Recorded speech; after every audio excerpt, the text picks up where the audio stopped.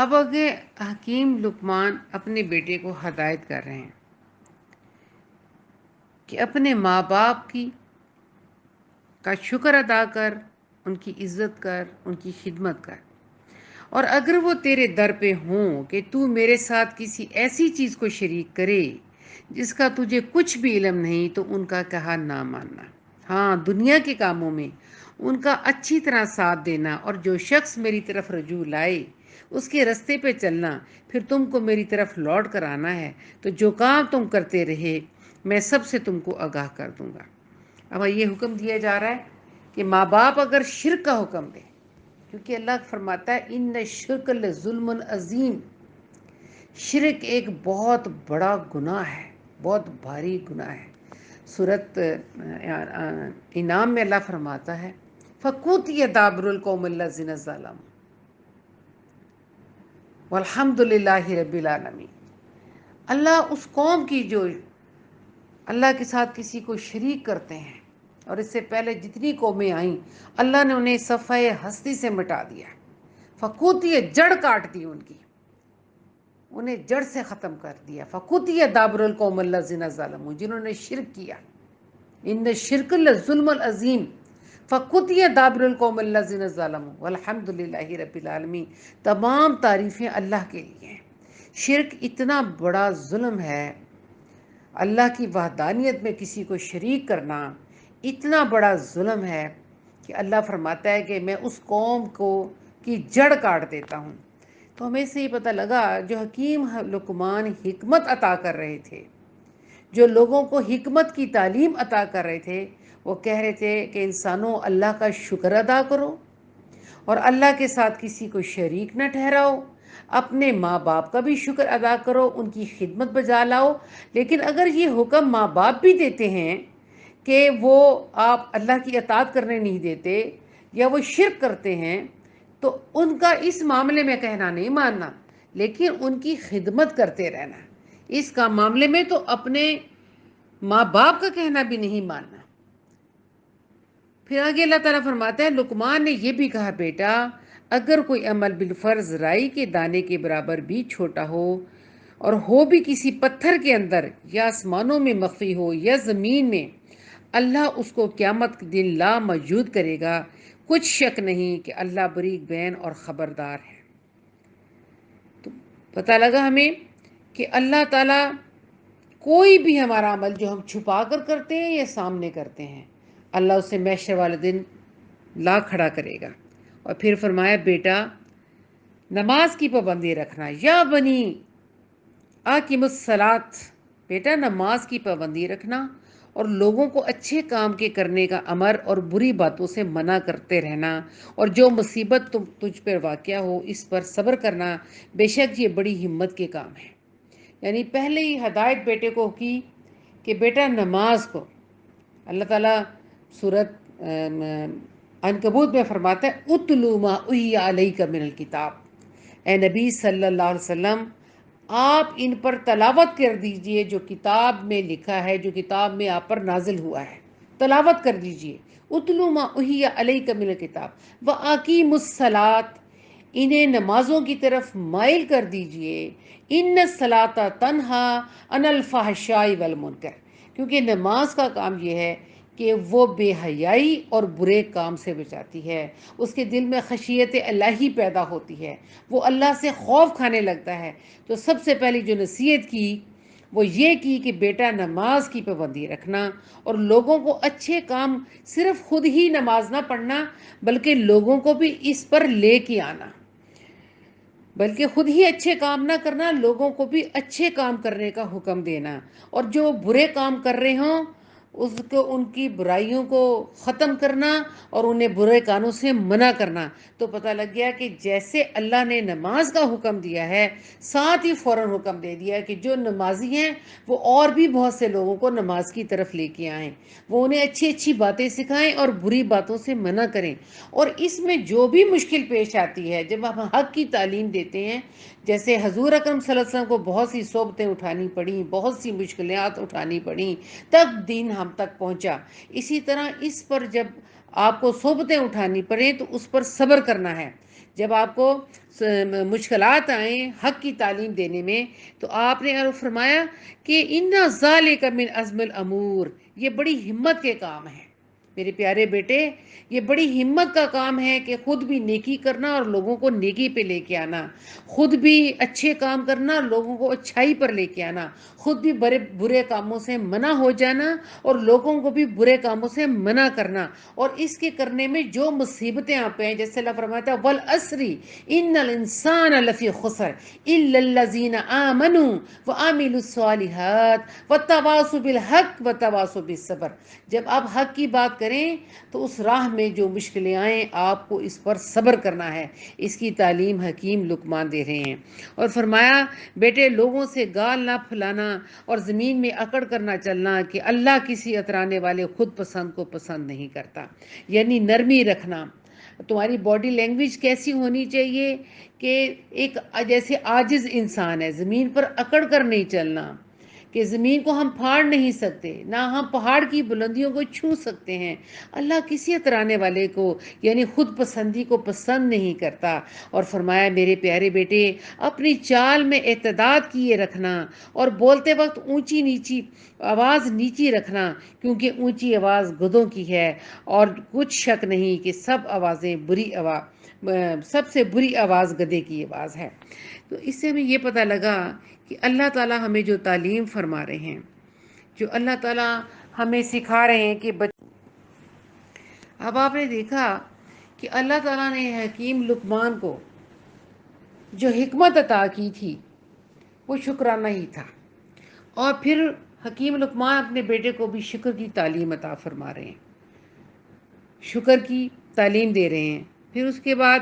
اللہ تعالیٰ نے جو سب سے پہلے حکم دیا ہے کہ اس کی ذات میں کسی کو شریک نہ کریں، پھر کہا اپنے ماں باپ کا بھی شکر ادا کرو کیونکہ تمہاری ماں نے بڑی صحبتیں برداشت کی ہیں۔ میں یہ قرآنی آیات پڑھ کر صرف یہ بتانا چاہ رہی ہوں، آج کل کے بچوں کو یہ تعلیم دینا چاہتی ہوں کہ اللہ ہمیں اپنے بچوں کی پرورش کس اینگل پہ کرنی چاہیے،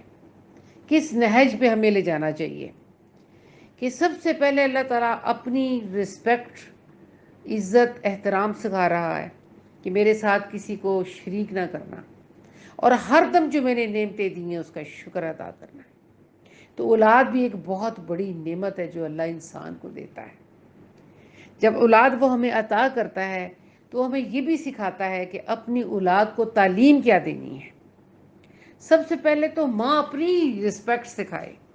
اپنی عزت۔ آج کل ماؤں کی کوئی عزت نہیں ہے۔ حضور اکرم صلی اللہ علیہ وسلم فرمایا کہ قیامت کے قریب بیٹی اپنی ماں سے یوں گفتگو کرے گی جیسے ماں اس کی غلام ہوتی ہے۔ آج کل بچے یہ بھول بیٹھے ہیں کہ ہمارے ماں باپ نے ہمارے لیے کتنا سفر کیا ہے۔ اللہ قرآن میں بتا رہا ہے کہ تمہاری ماں نے بہت تکلیفیں برداشت کی ہیں،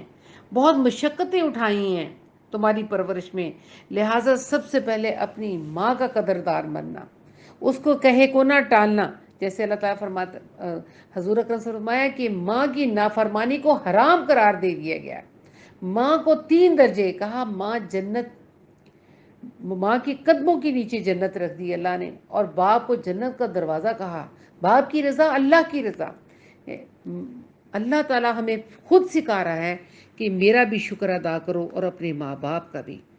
اور کہا بیٹے کوئی کام چھپ کے نہ کرنا۔ جیسے چھپ چھپ کے بچے آج کل الٹے کام کرتے ہیں، اپنے پیرنٹس کو نہیں بتاتے کہ وہ کن کاموں میں انوالو ہیں، پردے رکھتے ہیں۔ کہا بیٹا کوئی کام چھپ کے نہ کرنا، اگر تو نے رائی کے دانے کے برابر بھی کوئی کام کیا ہے تو اللہ تعالیٰ اسے آسمانوں سے اور ایون کہ پتھر کے اندر بھی وہ ہوگا تو اللہ اسے نکال لے گا، کیونکہ بریک بین ہے۔ پھر فرمایا بیٹا نماز کی پابندی کرنا، لوگوں کو اچھے کام کرنے کا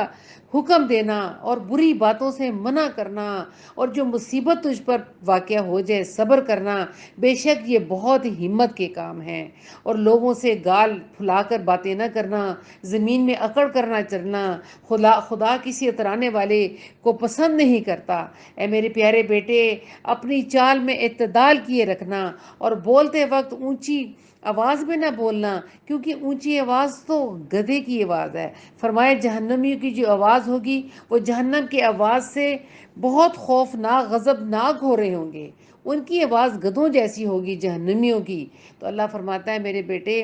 کسی پر بھی شاؤٹنگ نہ کرنا، بلکہ اونچی آواز تو گدھوں کی آواز ہے، اور کچھ شک نہیں کہ سب آوازوں سے بری آواز گدھے کی ہے۔ جب ہم اپنے بچوں کی پرورش اس اینگل پہ کریں گے انشاءاللہ، تو وہ بچے ماں کے کہنے کار بھی ہوں گے، اور کل کو جب ان کی شادیاں ہوں گی وہ اپنی بیویوں کا بھی احترام کریں گے۔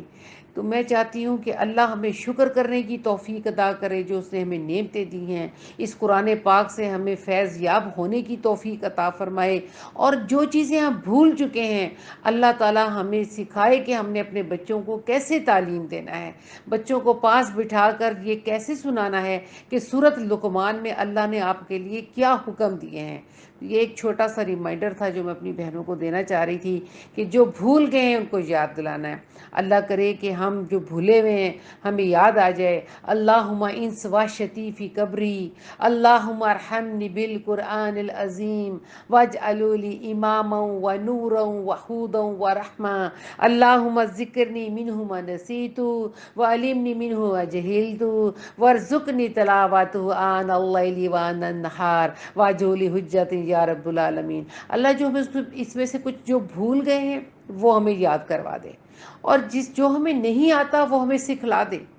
اللہ اس قرآن پاک کو ہمارے لیے نور، ہمارا امام بنا دے۔ اللہ اس سے ہمیں مستفید ہونے کی توفیق عطا فرما دے۔ اور جو افراتفری پھیل چکی ہے یا اللہ، جو مائیں پریشان ہیں کہ بچے کہنا نہیں مانتے، مائیں پریشان ہیں کہ بچے بات نہیں سنتے، عزت نہیں کرتے، اپنی ماؤں کو رسپیکٹ نہیں دیتے، خدارا میں ہاتھ جوڑ کر کہتی ہوں کہ بچے اپنی ماؤں کو رسپیکٹ کریں، ماؤں کا کہنا مانیں، ان کے سفید بالوں کا بھرم رکھیں۔ یقیناً بچے پیرنٹس سے آگے ہوتے ہیں، لیکن پیرنٹس کے تجربات بچوں سے بہت زیادہ ہوتے ہیں، اس لیے اللہ تعالیٰ نے حکیم لقمان کو یہ حکمت عطا فرمائی تھی، اور اسے قرآن پاک کی ایک صورت بنا کر ہم پر نازل کر دیا کہ آپ نے اپنے بچوں کی تربیت کس طرح کرنی ہے۔ اور پھر اللہ تعالیٰ نے فرمایا جس کو میں نے جو نعمت دی ہوتی ہے سب سے پہلے تو اس کا کام ہے اس نعمت کا شکر ادا کرے،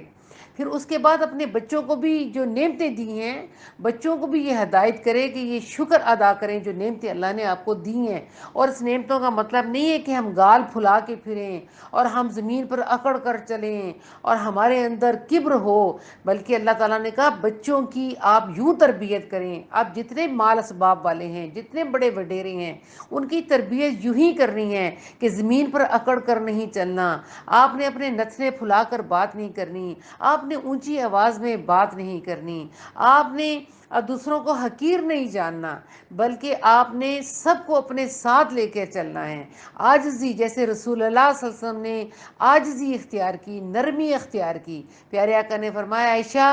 اللہ نرمی کو پسند فرماتا ہے، لوگوں سے نرم لہجے میں بات کرنا، یہی نرمی ہم نے اولاد میں اتارنی ہے۔ اللہ کرے کہ ہم اس میں کامیاب ہو جائیں۔ ربنا تقبل منا انک انت السمیع العلیم وتب علینا انک انت التواب الرحیم، یا حی یا قیوم برحمتک استغیث، استغفر اللہ ربی من کل ذنب واتوب۔ موت کی آغوش میں جب تھک کے سو جاتی ہے ماں، تب کہیں جا کر کے تھوڑا سا سکون پاتی